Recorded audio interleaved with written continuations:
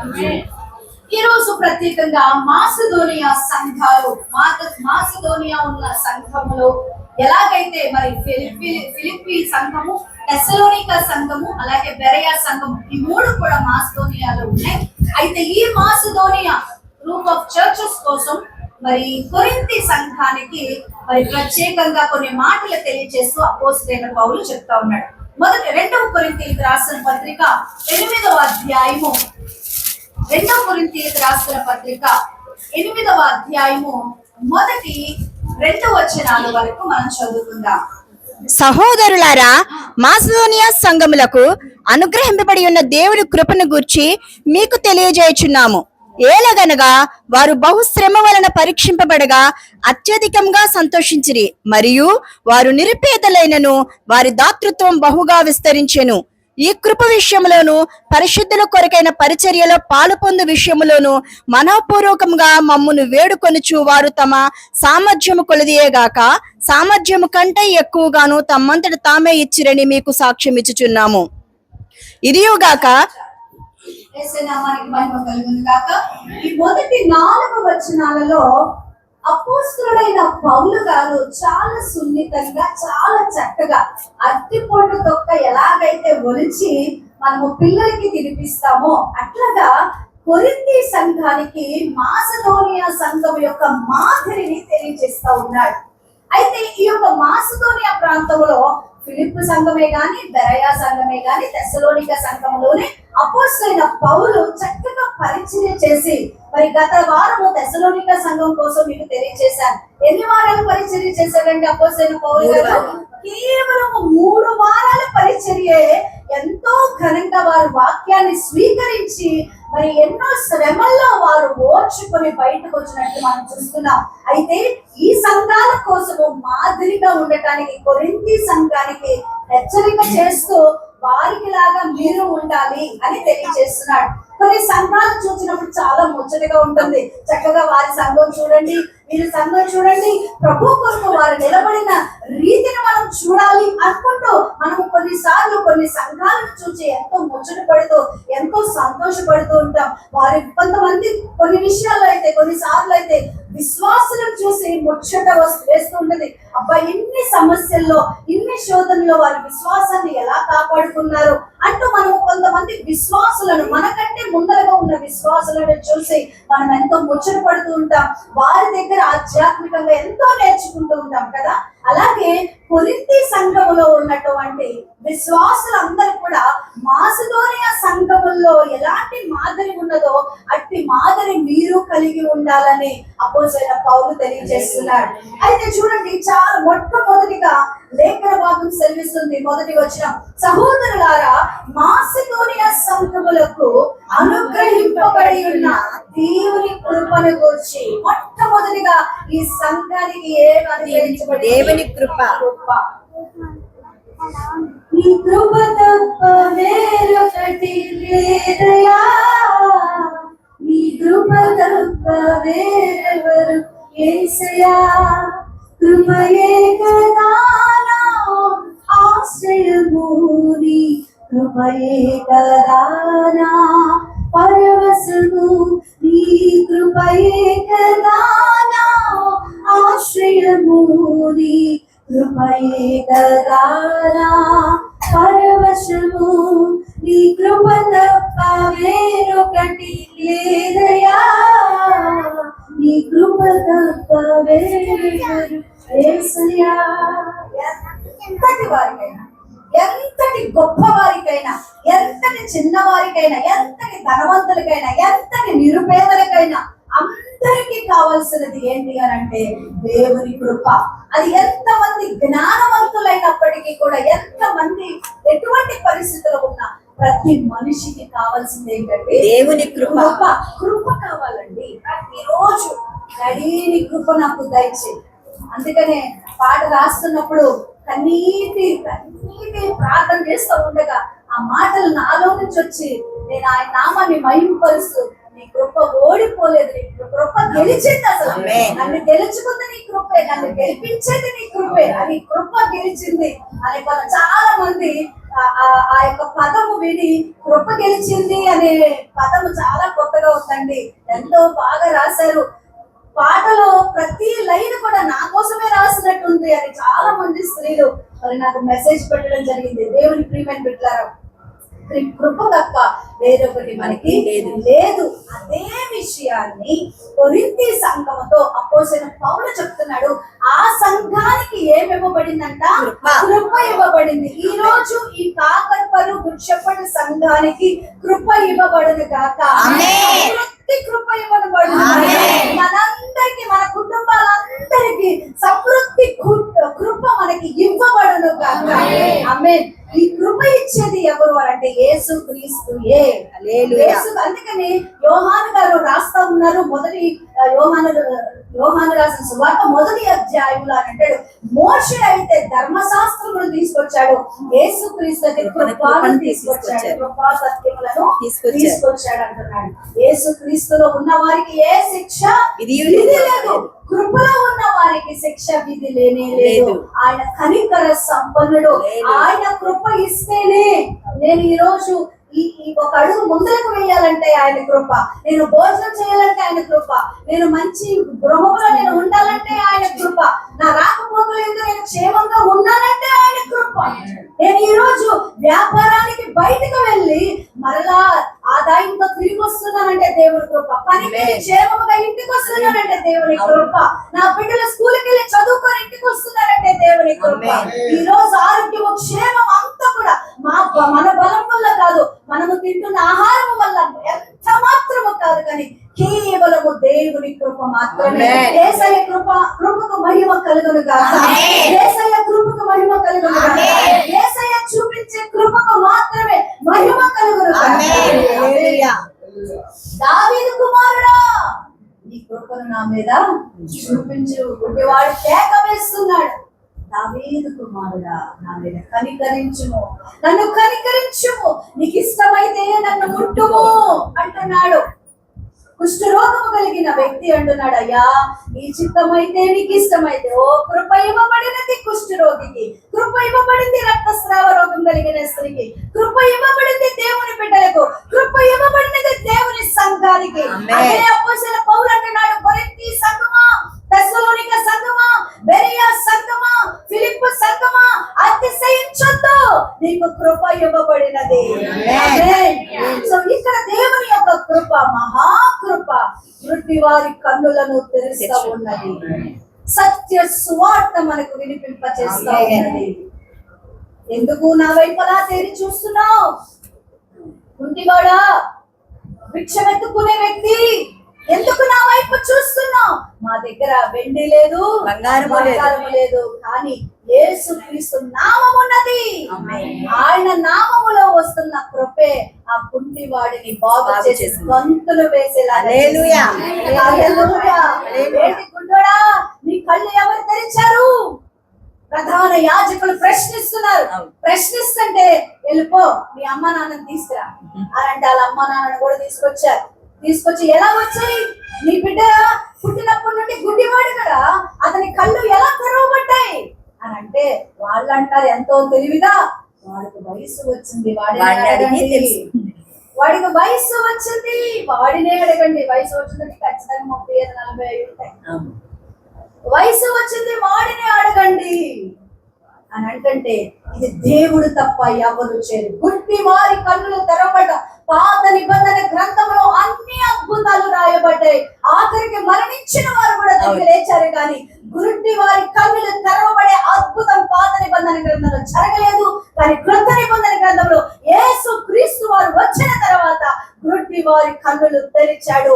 ఈ రోజు మన ఆత్మీయ నేత్రాలు తెరవబడును, మనసులు తెరవబడును, మన గుడ్డితనం తొలగిపోవును కాక. దేవుని యొక్క వెలుగు, సువార్త వెలుగు మనలో ప్రకాశించును కాక. అందుకని యేసు ప్రభువు అన్నారు, నేను వెలుగై ఉన్నాను కాబట్టి మీరును వెలుగైన. లోకానికి నేను ఎలాగైతే వెలుగుగా ఉన్నానో మీరు వెలుగై ఉన్నారు. నేను వెలుగై ఉన్నాను, మీరు వెలిగించబడాలి. మీరు వెలుగై ఉన్నారు, ఇతరులు వెలిగించాలి. అదే దేవుడు మనకి ఇచ్చిన పని. అలా చేయాలి మనము. దేవుని శిష్యులుగా మీరు నిత్యముగా నన్ను వెంబడించువారైతే నా ఆజ్ఞలు గైకుంటారు. నేను ఇచ్చే ఆజ్ఞలు గైకుంటారు. ఏంటిది ఆజ్ఞ? నీ పూర్ణ హృదయముతో, నీ పూర్ణ మనసుతో, నీ పూర్ణ బలముతో యెహోవానైన ఆయన్నే సేవించాలి, కొనియాడాలి. రెండవది నిన్ను వలె నీ పొరుగు వారిని ప్రేమించాలి. ప్రేమ తప్ప వేరొకటి లేదు. యేసుక్రీస్తు ప్రభు వారి కోసము యోహాను గారు అంటున్నారు, ఆయన ప్రేమామయుడు. దేవుడు ప్రేమై ఉన్నాడంట, ఆయనే ప్రేమై ఉన్నాడంట. హల్లెలూయా. అందరూ ఆడపిల్లలకి మగోళ్ళు అంటూ ఉంటారు, నా ప్రేమ నువ్వు, నా ప్రేమ నువ్వు అంటారు. కాదు, యేసు మనుషులు చూపించే ప్రేమ ఫెయిల్ అయిపోతుంది. చూపిస్తారు కానీ ఫెయిల్ అయిపోద్ది ఒక రోజున. కానీ దేవుడి ప్రేమ నెవర్ ఫెయిల్స్, ఎప్పుడు ఉంటది, శాశ్వత కాలం నుండి శాశ్వత కాలం వరకు ఉంటదంట. అందుకని దావీదు ఏమంటున్నాడో తెలుసా? దేవుని యొక్క భక్తుడిగా ఉండి, పురుషుడిగా ఉండి, ప్రేయసి అంట్లా, మికాయేలు నా ప్రియురాలా అంట్లా, నా ప్రాణ ప్రియుడు అంటున్నాడు. హల్లెలూయా. మన ప్రాణ ప్రియుడు ఎవరు? యేసుక్రీస్తు ప్రభువారు. చిలవతి ఏడి నీ ప్రియుడు ఏడి? ఇంత నల్లగా ఉన్నావే, ఏడి నీ ప్రియుడు అంటే నా ప్రియుడు ఉన్నాడు. ఆమేన్. హల్లెలూయా. మన ప్రాణ ప్రియుడు మనకి ఏమి ఇస్తున్నాడంటే కృప ఇస్తున్నాడు. ఆమేన్. ఆయన కృప కొరకు ప్రతి దినము కూడా మనము వేడుకోవాలి. నీ బిడ్డకి గర్భం రావాలన్నా ఆయన కృప కోసం. ఆమేన్. యాకోబు అంటున్నాడు రేపుగా వెళ్ళి అంటుంది, ఏది నా బిడ్డనివ్వు అంటే ఇస్సాకు అంటాడు. రాహేలు యాకోబు దగ్గరికి వెళ్ళి అంటుంది, ఏది నాకు బిడ్డనివ్వు అని అంటే, నేను చూపువాడు ఆయన దేవుడే. ఇదే విషయాన్ని అన్న కూడా అంటారు, తన భర్తతో అంటారు, బిడ్డని నేను దేవుని కాదు, నీ కోసం 2 భాగములు నేను దేవుని కల్పిస్తా ఉన్నాను. గర్భఫలము యెహోవా ఇచ్చు గొప్ప బహుమానం. గర్భఫలము కోసం దేవుని కృప దేవుని ఇస్తారు. ఈ పిల్లల విషయంలో జయం కోసం దేవుని ఇస్తారు. కృప ఎక్కడ ఉంటుందో అక్కడ శిక్ష కొట్టివేయబడుతుంది. ఆమేన్. దేవుని ప్రియమైన బిడ్డలారా, యోసేపుకి ఇవ్వబడిన కృప ఏంటో తెలుసా? అలనాడు మరి పోతీఫరు ఇంట్లో ఎప్పుడైతే అతన్ని తన భార్య పోతీఫర్ భార్య ఎప్పుడైతే మరి నిందించి అవమానించిందో అప్పుడు అతన్ని ఎక్కడ వేశారు? జైల్లో వేశారు, చెరసాలలో వేశారు. అయితే ఎలాంటి చెరసాల? 2 చెరసాలలు ఉంటాయి. సామాన్య పౌరులు వెళ్ళే చెరసాల, రెండవది రాజరికాన్ని ధిక్కరించే వాళ్ళు వెళ్ళే చెరసాల. సామాన్యులు వెళ్ళే చెరసాలలో తీర్పు ఉంటది. తర్వాత న్యాయం జరిగితే కనుక వాళ్ళని విడుదల చేస్తారు, బతికి బయట కడతారు, మరణ శిక్ష ఏముండదు. కానీ రాజరికాన్ని ధిక్కరించే విషయంలో ఎవరైతే ఉన్నారో వాళ్ళని రాజులను ధిక్కరించే జైల్లో వేస్తారు, చెరసాల్లో వేస్తారు. అప్పుడు వాళ్ళకి ఆఖరికి మరణ శిక్ష తప్ప వేరేది ఏమీ ఉండదు. అయితే మరణ శిక్ష వేయబడే జైల్లో ఉన్నటువంటి, చెరసాల్లో ఉన్నటువంటి యోసేపుకు దేవుడి కృప ఇవ్వబడింది. అక్కడ చెరసాల్లో ఉండగా కలరాటం ఏంటి? ఆ కళ మళ్ళా రాజు దగ్గరికి వెళ్ళటం ఏంటి? ఆ రాజు మరలా వివరించమంటం ఏంటి? మరలా అదే రాజు యోసేపుని హెచ్చరించడం ఏంటి? అవునా కాదు? సైలెంట్ గా ఉండాలి, వాక్యమేనా? చూసారా, జైల్లో చెరసాల్లో దేవుని కృప ఎవరికి ఇవ్వబడింది? యోసేపుకి ఇవ్వబడింది. అలాంటి చెరసాల్లోనికి నువ్వు వెళ్ళినా గుర్తు పెట్టుకో, యోసేపుతో ఉన్న కృప నీ దగ్గర కూడా ఉంది. ఎన్ని సమస్యలు వచ్చినా గుర్తు పెట్టుకో, అదే సముద్రంలో యేసే నీతో ఉన్నాడు, అదే అగ్నిలో నీతో ఉన్నాడు, అదే పౌలు శీలలో ఉన్న చెరసాల్లో దేవుడు నీతో ఉన్నాడు. నీతో ఉన్నాడని గుర్తు పెట్టుకొని విశ్వసించు. ప్రయాసపడి భారము మోసుకొని సమస్త జనులారా నా యొద్దకు రండి అని ఊరికినే చెప్పలా, నోటితో ఊరికినే చెప్పకండి. ప్రయాసపడి నువ్వు భారం మోస్తున్నావా? ఈ భారం ఏం చేయాలి? ఇప్పుడు ఈ భారం మోస్తున్నాం, మనకి మొయ్యపోతున్నాం, మన వల్ల అట్లా గుండె పగిలిపోతుంది. కన్నీరు నీ కళ్ళే కాదు కాచేది, నీ హృదయం కూడా కారుస్తుంది. ఇలాంటి పరిస్థితుల్లో సొమ్మసిల్లిపోయిన వేళల్లో ప్రభు అంటున్నాడు చల్లటి మాట, ప్రయాసపడి భారం మోస్తున్నావా, నీ భారం నా మీద వేయి అంటున్నాడు. ఇప్పుడు ఏం చేయాలి? వేసేయాలి, సంతం వేసేయాలి. ఇప్పుడు ఏం చేయాలి? భారం వేసేసిన తర్వాత ఇంకా మొయ్యాలా? వేసేకి ఇచ్చేసాను, మర్చిపోయిందా? అంతే. నువ్వు వేసేసిన తర్వాత కూడా ఎందుకు నమ్మట్లేదా? నువ్వు వేసే తీసుకున్నాడని నమ్ము, దాన్నే విశ్వాసం అంటారు. నమ్ము. నువ్వు ప్రయాసపడి భారం మోస్తున్నావు. ఏ భారం మోస్తున్నావో నాకు తెలియదు, ఏ సమస్య నిన్ను కదిలిస్తుందో నాకు తెలియదు, నీ గుండెని కదిలిస్తుందో నాకు తెలియదు, నీ హృదయాన్ని, నీ జీవితాన్ని, కుటుంబాన్ని కదిలిస్తుందో నాకు తెలియదు. కానీ ఆ సమస్యను, ఆ భారమును దేవుని మీద వేసి నువ్వు మర్చిపో. అది యేసయ్య మోస్తున్నాడని గుర్తు పెట్టుకో. నిన్ను ముట్టినవాడు ఆయన కంటి పాపను ముట్టినవాడు. కాబట్టి విశ్వాసం అనే దాన్ని పదును చేయి. భారాన్ని యేసయ్య దగ్గర ప్రార్థనలో వదిలేసావు, వదిలేక మళ్ళీ బయటికి వెళ్ళిన తర్వాత మళ్ళీ అదే బాధ ఎట్లా అంటే ఇప్పుడు నువ్వే మోసుకుని పోయి నీకు అంత శక్తి ఉంటే పోయి. అది అనారోగ్య భారమా యేసయ్య. అబ్బా, నేను నేర్చుకున్న పాటలండి. దేవునికి స్తోత్రం. చాలా సార్లు ప్రార్థన చేసి యేసయ్య నీ మీద వేసాను, నువ్వే చూసుకో అంటూ కూడా వాళ్ళ తెల్లారికి దేవుడి సమస్య. దేవుడు నాకు నేర్పిస్తూ ఉన్నాడు, దేవుడు మనందరికీ నేర్పిస్తున్నాడు.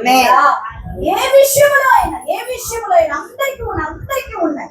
అసలు ఈ లోకంలో శ్రమ కలుగుతుందని వాక్యం సెలవిస్తుంది. శ్రమ ఉంటది. నువ్వు క్రైస్తవురాలివి, క్రీస్తును అంగీకరించిన బిడ్డవి.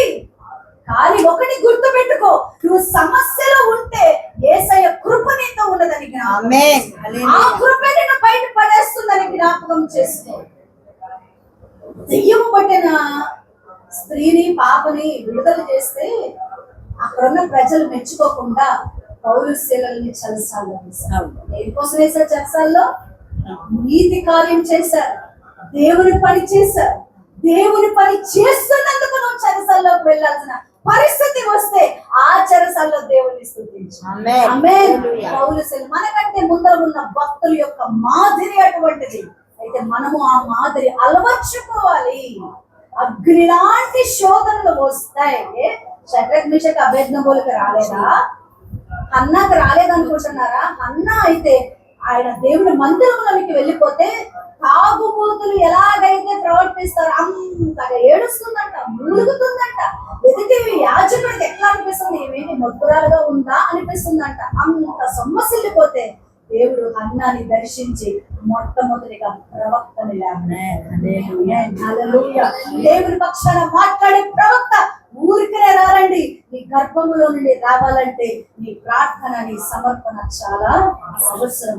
అయితే శ్రమలో దేవుడు కృపను చూపించాడు. మొట్టమొదటిగా ఈ యొక్క సంఘాలకు ఏమి ఇవ్వబడింది అంటే కృప ఇవ్వబడింది. ఈ రోజు మన సంఘానికి దేవుని యొక్క కృప సంపూర్తిగా రెండవ వచనం, ఏలయనగా వారు బహు శ్రమల వలన పరీక్షింపబడగా. హల్లెలూయా. బహు శ్రమల వలన పరీక్ష వస్తుంది. నీ విశ్వాసం పరిశోధించబడుటకు, చూచుటకు, దేవుని చేత సువర్ణముగా నీ విశ్వాసము మార్చబడాలంటే నువ్వు కొలిమిలో కాల్చబడాలి. ప్రియ విశ్వాసి, దేవుడు నీతో మాట్లాడుతున్నాడు. ఈ సమస్య నాకే ఎందుకు వచ్చింది? నా జీవితానికి ఎందుకు వచ్చింది? ఓ ఊహించని మలుపులు నా జీవితంలో జరుగుతున్నాయి. ఓ ఎంత భయంకరమైన శ్రమ, అమ్మో నేను తట్టుకోలేకపోతున్నాను. నీకే వస్తుంది. ఎందుకంటే నువ్వు యేసయ్య ప్రియమైన బిడ్డని. నీలో నుంచి విశ్వాసమును దేవుడు సువర్ణంగా మార్చడానికి దేవుడు. Want to test your faith. Abraham యొక్క విశ్వాసాన్ని పరీక్షిస్తున్నది. అబ్రహాము విశ్వాసాన్ని పరీక్షిస్తూ, అబ్రహామా, నువ్వు ఇంత ముదిమి వయసులో ఉండగా నీకు ఇవ్వబడిన ఏకైక 25 సంవత్సరాలు వెయిట్ చేశాడండి దేవుని వాగ్దానం పొందుకోవడానికి.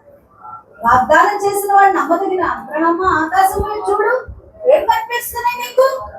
నక్షత్రాలు కనిపిస్తున్నాయి. అంత సంతానాన్ని చేస్తాను అన్న తర్వాత ఎన్ని సంవత్సరాలు వెయిట్ చేశాడు? 25 years. 25 సంవత్సరాలు వెయిట్ చేశాడు. ఎక్కడ కూడా విశ్వాసంలో సరిపోయింది. విశ్వాసంలో వాగ్దానాన్ని పట్టుకున్నాడు. ఆకాశము గతిస్తుంది, భూమి గతిస్తుంది, కానీ ఆయన మాటలు ఎన్నడూ గతించమని జీవితంలో నీకు వాగ్దానం చేశాడా అవి నెరవేరుస్తాడు. 2025లో నాకు దేవుడు ఇచ్చిన వాగ్దానం కీర్తనలో నుంచి నీ కోరికను సిద్ధింపజేసి నీ ఆలోచన యావత్తును సఫలపరుస్తానన్నాడు. అదే వాగ్దానం ఎత్తను నేను ప్రార్థన చేస్తున్నాను. ఖచ్చితంగా నేను ఏవైతే నా దేవుని సన్నిధిలో కొన్ని విజ్ఞాపనలు పెట్టుకున్నానో ఒక్కొక్కటి అలా నెరవేర్చుకోవడం ప్రారంభించాను. ఆమేన్. ఖచ్చితంగా నేను సాక్షిగా నిలబడతాను. ప్రభు నామానికి మహిమ కలుగును. ఆమేన్. హల్లెలూయా. శరీరము బలహీనమే, కానీ ఆత్మ ఎప్పుడు సిద్ధముగా ఉండాలి. ఈ ఆత్మ సిద్ధంగా ఉన్నప్పుడే శరీరం కూడా ఆరోగ్యంగా ఉంటుంది. ఆమేన్. ఈ శరీరాన్ని మనం పాడు చేసుకోకూడదు. ఈ శరీరం దేవుడు ఇచ్చిన. నాతో మాట్లాడవా? మాట్లాడకపోతే నేను అన్నం తిన్నాను. పిచ్చి వేషాలు, పిచ్చి వేషాలు. నీ శరీరం నేను తెలుపు అంటే ఒక మనిషి కోసం నీ శరీరాన్ని పాడు చేసుకున్నావు. నీ ప్రేమను నువ్వు నిరూపించుకోవచ్చు, కానీ నీ శరీరం దేవునికి వ్యతిరేకంగా పనిచేస్తున్నావు. దేవుడు గుర్తుపడతాడు. ఎవరికి నీ ఆత్మ ఎవరికి ముడిపడలేదు, దేవునికి నీకే ముడిపడింది. శరీర బాంధవ్యాలు శరీరం ఉన్నంత వరకు బాధ్యతలు, దేవుడిచ్చిన బాధ్యతలు చక్కగా నెరవేర్చాలి. నెరవేర్చే విషయంలో జ్ఞానం కలిగి ఉన్నాం. అంటే నువ్వు ఫోన్ చేయని చెప్పాలి. నువ్వు మాట్లాడకపోతే నేను తిన్నాం, 4 రోజులు తిన్నాం, 3 రోజులు తిన్నాం. ఏం నిరూపించుకున్నావు? ప్రేమ నిరూపించుకోవడానికి నువ్వు చేస్తున్నావు, రైట్? మరి ఆ ప్రేమను వాళ్ళు చూపుతారా, గ్రహిస్తారా? 4 రోజులు నా కోసం ఉపవాసం ఉన్నావా? బండెక్కు పద, రెస్టారెంట్కి వెళ్దాం అంటారా? చాలే. దేవుడు మాతో మాట్లాడు. మన శరీరం కూడా దేవుడి కోసం పనిచేయాలి. మన కళ్ళు దేవుడి కోసం పనిచేయాలి. మన చెవులు దేవుడి కోసం పనిచేయాలి. ప్రతి దినము నువ్వు వాక్యం చదవలసిందే. ప్రతి దినం నీకు మనసు బాగోలేదా, వాక్యం చదువు. ఉత్తరే నీ మైండ్ లోకి అసలు ఎక్కినా ఎక్కకపోయినా చదవడం ప్రారంభించు. ఆ వాక్యము నీ ఎముకలకు శక్తి ఇవ్వడం. మనుషుడు రొట్టె వలన మాత్రమే కాదు, దేవుని నోట నుండి వచ్చే ప్రతి మాట వలన జీవించును. నీ మనోవేదన నిన్ను తినటానికి వీలు లేదు. నీ ఎముకలను తినేయటానికి వీలు లేదు. నీ నరాలను తినేయటానికి వీలు లేదు. నువ్వు ఆలోచించే ఆలోచన, మనోవేదన నీ శరీరాన్ని తినటానికి వీలు లేదు. అలా ఉండాలి అని అంటే నువ్వు వాక్యాన్ని చదవాల్సిందే. ఎందుకంటే వాక్యముతో ఉదక స్నానం చేయాలంట. వాక్యముతో మన ఆత్మ అంతరింద్రియములు అన్ని పరిశోధించబడి కడగబడాలండి. కాబట్టి నీకు అర్థమైనా అర్థం కాకపోయినా, నీకు మనసున్నా మనసు లేకపోయినా, నీకు ఇంట్రెస్ట్ ఉన్నా ఇంట్రెస్ట్ లేకపోయినా చదువు అంతే. లేకపోతే యూట్యూబ్ లో వాక్యాలు ఉంటాయి, బైబిల్ ఆడియో బైబిల్ ఉంటుంది. ఆడియో బైబిల్ పెట్టుకొని బైబిల్ తెరిచి అది చదువుతూ ఉండగా, ఆడియో వింటూ ఉండగా నువ్వు చెయ్యి పెట్టుకొని దేవుడు మాట్లాడు. దేవుడు మాట్లాడు. 5 అధ్యాయాలు చదవండి. ఖచ్చితంగా ఒక వచనముతో దేవుడిని అలా పట్టుకుంటాడు. ఆ వచనము నీ మూలుగులకు ఆరోగ్యం, ఎముకలకు ఆరోగ్యం, నీ మనస్సుకు ఆరోగ్యం, హృదయానికి ఆరోగ్యం. తర్వాత నువ్వు ఆ సమస్య నుంచి బయటపడాలంటే వాక్యం. నువ్వు ఆకలిగా ఉన్నావుగా, గాలను రొట్టిగా చేసుకుని తిను అని అంటే డాడీ సైతాన్ అపో నేను దేవుడు అనలా. మనుషులు రొట్టె వలన మాత్రం కాదు, దేవుని నోట నుండి వచ్చు మాట వలన వాక్యముతో అపవాదిని ఎదిరించాలి. భయపడొద్దు, నేను నీకు తోడై ఉన్నాను. దిగులు పడొద్దు, నేను నిన్ను బలపరుచును. సొమ్మాసిల్లు వేళలో బలమును నీకిచ్చును. సొమ్మాసిల్లు వేళలో బలమును నీకిచ్చును. ఆయన నీ వెలుగు రక్షణైనందున ఆనందించిన నీవు త్వరపడి రమ్ము. ఆయన నీ వెలుగు రక్షణైనందున ఆనందింపక నీవు త్వరపడి రమ్ము. రమ్మనుచున్నాడు నిన్ను ప్రభు యేసు,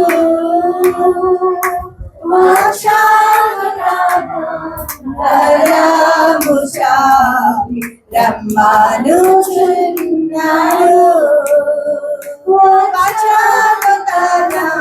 కరము చాపి రమ్మనుచున్నాడు. ఎటువంటి శ్రమలందును ఆదరణ నీకిచ్చునని, ఎటువంటి శ్రమలందును ఆదరణ నీకిచ్చునని గ్రహించి యేసుని చూచిన అద్భుతములు నీవు పొందేదవు. గ్రహించి నీవు యేసుని చూచిన అద్భుతములు నీవు పొందేదవు. రమ్మనుచున్నాడు నిన్ను ప్రభు యేసు, వచ్చాదన కరము చాపి రమ్మనుచున్నాడు.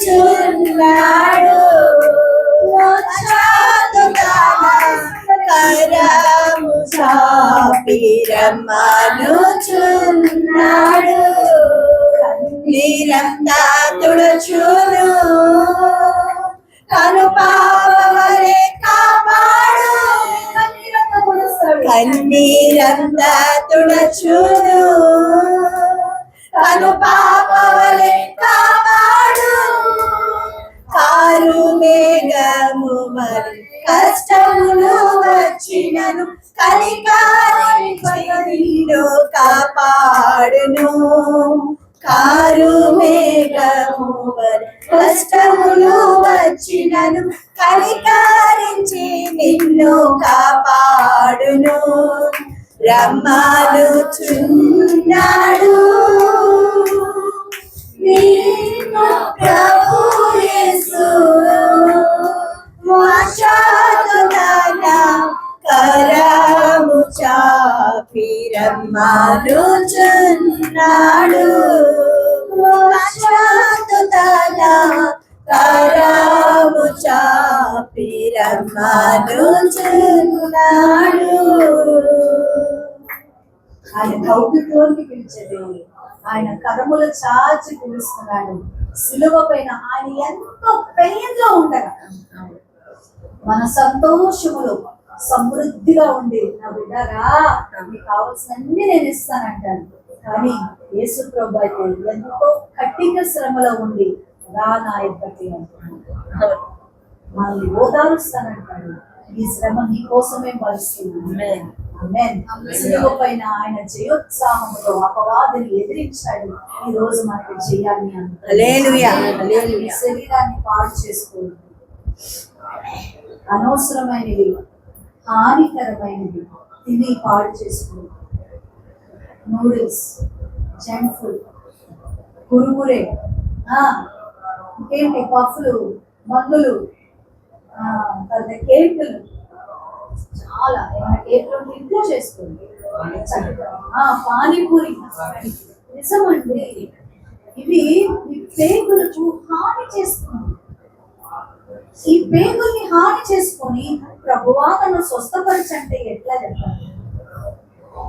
నువ్వు చేసుకున్న క్రియ వల్లే నువ్వు అనుభవిస్తావు. కృప చూపించు ప్రభు, నా పేగులు పాడవకూడదు లేదా బాగు చేయంటే నువ్వెందుకు విన్నావు? నువ్వెందుకు చేశావు? మనం చేసే తప్పులు చేసేస్తాము, మన శరీరాన్ని హాని చేసుకుంటాం. అది మన శరీరానికి మంచిది కాదని తెలిసి తాగుతాము, తింటాము. దాని తర్వాత వచ్చే పర్యవసానం కూడా మళ్ళీ నువ్వు అనుభవించాలి కదా. నువ్వు ఏది విత్తుతావో అదే కోస్తావు.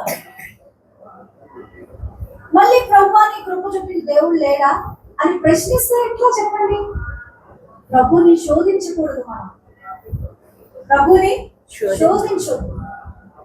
అయితే ఒకవేళ పొరపాటున జరిగిందనుకో క్షమించమన్నాడు. క్షమించబడిన తర్వాత మళ్ళీ అది చేయదు. మళ్ళీ పందిలాగా వెళ్ళిపోతాయి. పందిని చక్కగా తెల్లగా కడిగేసి, ఎంత తెల్లగా కడిగినా నల్లగానే ఉంటుంది. బాగా శుభ్రంగా కడిగేసి చక్కగా ముత్యాలన్నీ ముఖానికి అలంకరించి, చెవులకు అలంకరించి, అసలు బాడీ ఇప్పుడు యూట్యూబ్ లో కొన్ని రీల్స్ చూస్తుంటే పందిరికి బట్టలు కుడుతున్నారు. పెంచుకుంటున్నారు పందులు. నేను ఇంట్లో కుక్కలకి బట్టలు వేస్తారు, పిల్లలకి బట్టలు వేస్తారు, తర్వాత పందులకు బట్టలు వేస్తున్నారు. అసలు అదే ముద్దు వస్తుందో నాకు అర్థం. అంత శుభ్రంగా శృంగారించిన తర్వాత పంది ఎక్కడికి వెళ్ళిపోతుంది? ఖచ్చితంగా బురదలోనికి వెళ్తారు. దాని డెస్టినీ అది, దానికి ఇష్టమైనది అది, దానికి నువ్వు ఆశ్చర్యపోవడం అవసరంలా. బురద రాసుకుంటే గానీ అమ్మయ్య అనిపించదు. అట్లాగా మనం మళ్ళీ రొచ్చులోకి వెళ్ళిపోతే, మళ్ళీ పాపంలో పడిపోతే ఆయన రక్తానికి విలువేనండి. మళ్ళీ దేవునికి వ్యతిరేకంగా పరిగెత్తితే కయ్యూను వలె, మళ్ళీ అతిక్రమిస్తే, మరీ మాట వినకుండా ఆయన్ని శోధిస్తే,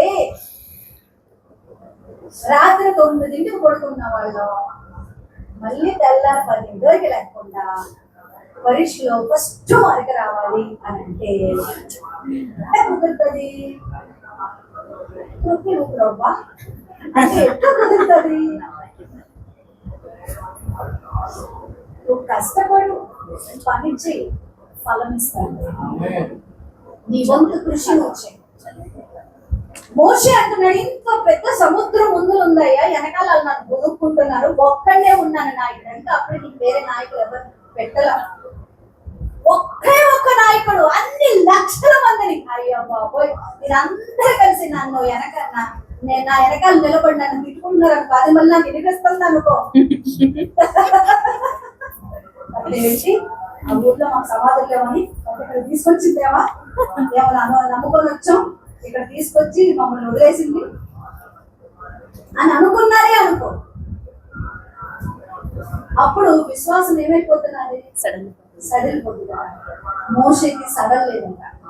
మోషే దేవుడు మాట్లాడుతున్నాడు, మోషే ఆగిపోక సముద్రంలోనే, కాలువలోనే కాలు పెట్టు. అలాంటిది సముద్రం, అది మాకు చిన్న సముద్రమా? అయ్యో బాబోయ్, కనుమేర చూపు ఒక్క ఓడ కూడా కనిపెట్టదు ఆ సముద్రం. అలాంటిది ఆ సముద్రంలో అడుగు పెట్టనా అల్లా. దేవుడు నా ముందర ఉన్నాడు అన్నాడు. ముందరగా నేను నడుస్తానన్నాడు. మోషే యొక్క విశ్వాసం ఏంటో తెలుసా? నేను అడుగు పెట్టే మునిపే దేవుడు అడుగు పెడతాను. హల్లెలూయా! ఆ సమస్యలు నువ్వు అడుగు పెట్టే మునిపే ఆయనకి తెలుసు. నీ జీవితంలో నువ్వు వెళ్ళే సమస్య, నువ్వు ఆ సమస్యలకి రాక మునిపే నీకంటే ముందర ఉన్న దేవుడు ఈ ప్రారంభానికి తెలుసు, ఈ ముగింపానికి తెలుసు. కాబట్టి అది నీకు కొత్తగా, ఆయన కొత్తగా. హల్లెలూయా! చాలా ఇంటిలో ఈ రోజు ఏం జరుగుతుందో దేవుడికి తెలుసు. భయపడద్దు, నీకంటే ముందర దేవుడు ఉంటాడు. దిగులు పడద్దు.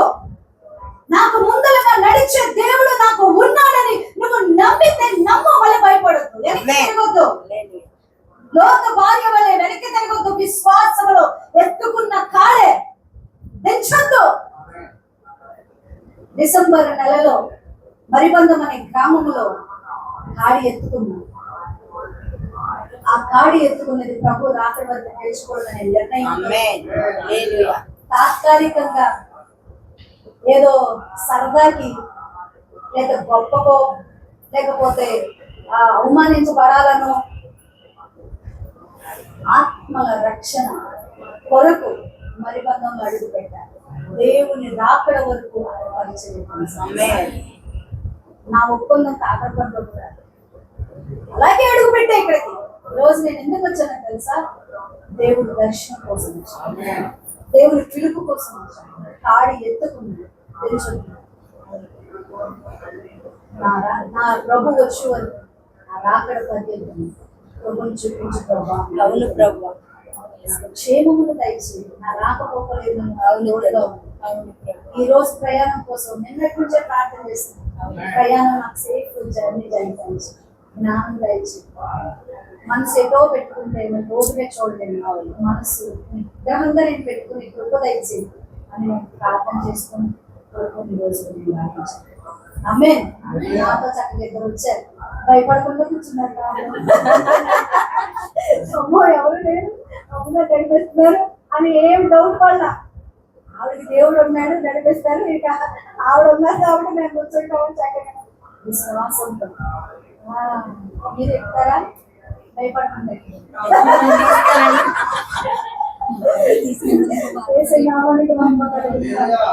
నాకు కొత్త డ్రైవింగ్ వాళ్ళకి తెలుసు. ఏసైని అడిగానండి. నేను ఏసైని అడిగాను. ఎందుకు అడిగానంటే నా తలాంతం లేకపోతే అది నాకు వస్తేనే నేను సేవ చేయగలను. పద్దా ఒకరిని వెంట పెట్టుకోలేను. ఎవరు నాకు సహకరించరు. ఆలస్యం. నాకు టైం అంటే టైము ఫస్ట్ ఆఫ్ ఆల్. ఆ టైంకి ఎవరైనా రాకపోతే నాకు బీపీ వస్తుంది. ఎందుకంటే దేవుని సేవ మనకంటే ముందర దేవుడు అక్కడికి వెళ్తాడు. వెళ్ళే లోపల మనం అక్కడికి వెళ్ళాలి. ఇప్పుడు నేను 9ంటికి వస్తే మీరు ఏమన్నారు, కానీ దేవుని సన్నిధిలో నాకు అట్లా ఉంటే ఇష్టం లేదు. నేను ఈ టైం అంటే ఆ టైమే ఒక పావు గంట అటు ఇటుగా అట్లా వెళ్తుంది అంతే. 6ంటికి లేదా లెగిసి రెడీ అవ్వాలంటే లెగిసిపోయి రెడీ అవ్వటం దానికోసం నేను ఎంత పడుతున్నా అంటే అట్లా ఉంటుంది. ఎందుకు అనంటే అదంతే క్రమం. దీన్ని ఏమంటే క్రమం.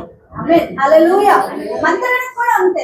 మీరందరూ ఒక టైం అనుకుంటే టైం 9:30. నిన్న మంగళవారం శుక్రవారం 9:30కి మనం ప్రార్థన. కరెక్ట్ గా 9:50 కూర్చొని కొంచెంసేపు పాటలు పాడతాం. నేను ప్రార్థన చేసుకుని కరెక్ట్ గా 9:30కి నొక్కాను. కరెక్ట్ గా అందరూ వచ్చేస్తాం. యేసయ్య నామానికి మహిమ. ఆమేన్. హల్లెలూయా. మొట్టమొదటిగా దేవుని కృప ఇవ్వబడింది. వారు బహు శ్రమల వలన పరీక్షింపబడగా. రెండవది ఏంటంటే శ్రమల ద్వారా దేవుడు పరీక్షిస్తాడు నీ విశ్వాసాన్ని. నువ్వు గెలుస్తావా, ఓడిపోతావా? మహి పాస్ అవుతావా, ఫెయిల్ అవుతావా? పాసే అయ్యిద్ది. ఎందుకంటే చదువుతుంది. పాస్ అవ్వాలనే చదువుతావా నువ్వు?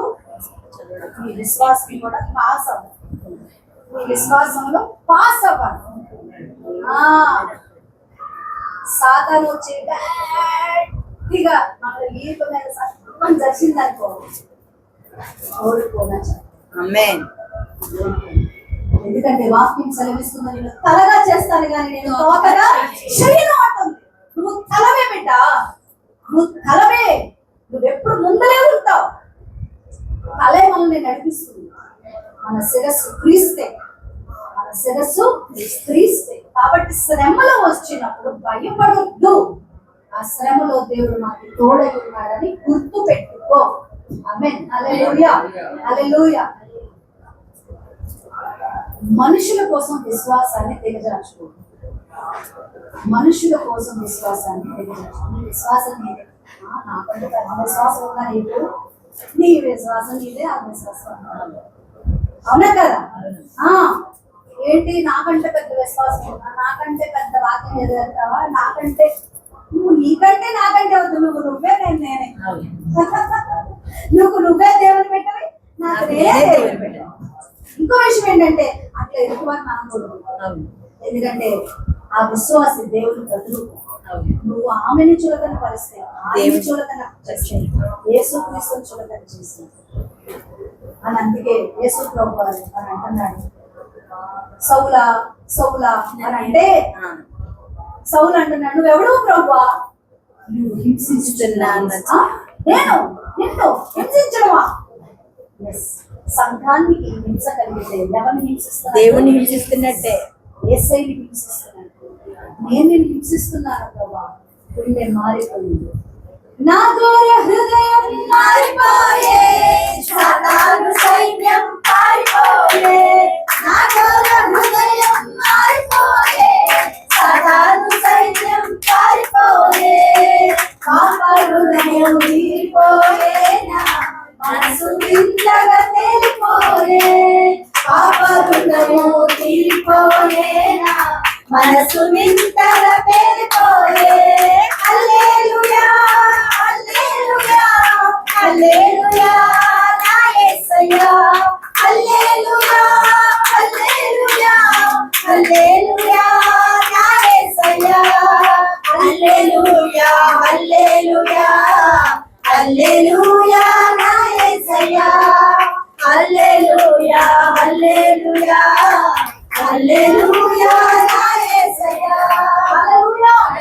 చెలిమి కలిమి రాకున్నను, బలము బలకము లేకున్నను, ప్రియుడు యేసు నాతో ఉన్నాడు, ఆయనే మనల్ని నడిపిస్తాడు. ఎవరు ఉన్నా ఎవరు లేకపోయినా నేనున్నాను చెల్లి, నేనున్నాను తమ్ముడు. ఆమేన్. యేసయ్య ఆమేన్. మీ సమస్యల పాస్టర్ గారు లేకపోయినా ఏ పర్లా, మనిషి యేసయ్య ఉన్నాడు. ఆమేన్. ఇదే ధైర్యం, ఇదే ధైర్యం. యేసయ్య ఉన్నాడు. టైటస్ గారు ఫ్రూట్స్ తీసుకొని బయటికి వెళ్తున్నారు, ఆయన ముందర యేసయ్య నడుస్తున్నాడు. ఆమేన్. ప్రార్థన చేసుకుని ప్రభా ఈరోజు క్షేమకరమైన ప్రయాణం నడిపించడానికి నా కళ్ళు బాగా పని చేయాలి, నా హృదయం మంచి పని చేయాలి, చక్కగా తెలియాలి. తర్వాత వ్యాపారం అమ్మేటప్పుడు దాన్ని ఎలా అమ్మాలి, ఎలా మాట్లాడాలి, ఇదంతా తెలివి ఎవరిస్తారు? దేవుడు ఇస్తాడు. మనం చేసే ప్రతి పనిలో కూడా దేవుడు మనకి ఫలింపును దయచేయాలి. ఆ ఫలింపు దయచేసేది గొప్ప యేసయ్య. మన సమస్యల్లో దేవుడు మనల్ని పరీక్షిస్తాడు. పరీక్షించినప్పుడు భయపడొద్దు, వెనక్కి తిరగొద్దు, పరీక్షలో గెలవాలి. రెండవది, వాళ్ళు శ్రమల్లోనంట పరీక్షించబడ్డారు. రెండవదిగా అత్యధికంగా సంతోషించిరి. చెప్పండి ఒకటి, ప్రభు నా నిమిత్తము జనులు మిమ్మల్ని హింసించి మీ మీద అబద్ధముగా చెడ్డ మాటలెల్లా పలుకున్నప్పుడు మీరు సంతోషించి ఆనందించండి, పరలోకమందు మీ ఫలము అధికమగును. ఏంటి నా మీద ఇన్ని అబద్ధాలు ఆడుతున్నారు, ఇన్ని అవమానాలు ఇస్తున్నారు? మనుషులు అంటారని బైబిలే చెప్తున్నారు. యేసు ప్రభువు ఏమంటారో తెలుసా? దూషకుడు, దెయ్యాలు కొట్టినవాడు అని యేసయ్యనే అంటున్నాడు. హంతకుడు. అందుకని అపోస్తలుడైన పౌలు అంటాడు, ఆయన సాక్ష్యం చెప్తే నేను దూషకుడు, వంచకుడు, నేను హింసకుడు, మంచి నాలో లేదు. కానీ దేవుని కృప నన్ను మార్చింది అని దేవుని కోసం సువార్తకుడిగా మారిపోయాడు. జీవితాన్ని త్యాగం చేశాడు. దేవునికి సమస్యలు వచ్చినప్పుడు పరీక్షలో గెలవాలని గుర్తు పెట్టుకోండి. మా స్లోనియ సంఘాలు పరీక్షలో గెలిచారట, శ్రమలో సంతోషించారట. ఎట్లా సంతోషించారట? అత్యధికంగా సంతోషించారు. ఎలా సంతోషించారు? అత్యధికంగా సంతోషించారు. కృంగిపోవద్దు, బలహీనపరుచుకునే మాటలు వద్దు. నేను చచ్చిపోతాను, ఇక నేను ఎందుకు బతికేది, నా కర్మ ఎలా కాలింది, నా రాత ఎలా రాశాడు. దేవుడికి తెలియకుండా నీ వెంట్రుక తెలుపుగాను నలుపుగాను లేదు. ఈ వెంట్రుకలో ప్రతి వెంట్రుక, ఏ వెంట్రుక రావాలన్నా అది దేవుడి చిత్తమై ఉండాలి. కాబట్టి నువ్వు దేవుడి కనుసైగులో ఉన్నావని గుర్తుపెట్టుకో. నీ నాన్న యేసయ్య, నీ ప్రాణప్రియుడు యేసయ్య, నాన్న యేసయ్య, తమ్ముడు యేసయ్య, నీ రక్షకుడు యేసయ్య. ఆమేన్. అది శ్రమ వచ్చినప్పుడు ఏం చేయాలి? అత్యధికంగా సంతోషించండి. మరియు వారు నిరుపేదలైనను వారి దాతృత్వము బహుగా విస్తరించెను. ఫస్ట్ది ఆ సంఘాలకు, మాసిదోనియా సంఘాలకు కృప దేవుని కృప ఇవ్వబడింది. ఇవ్వబడింది. అలాగే మనకి కృప ఇవ్వబడాలని ఆమేన్. ప్రార్థన చేయాలి. రెండవదిగా శ్రమలు వారి అత్యధికంగా శ్రమలు పరీక్షించబడ్డారు. పరీక్షించబడటం మాత్రమే కాదు, అత్యధికంగా సంతోషించారు. అది రెండో పాయింట్. మూడో పాయింట్, వారు నిరుపేదలైనను. హల్లెలూయా. వారు ఎవరట? నిరుపేదలు. నిరుపేదలు.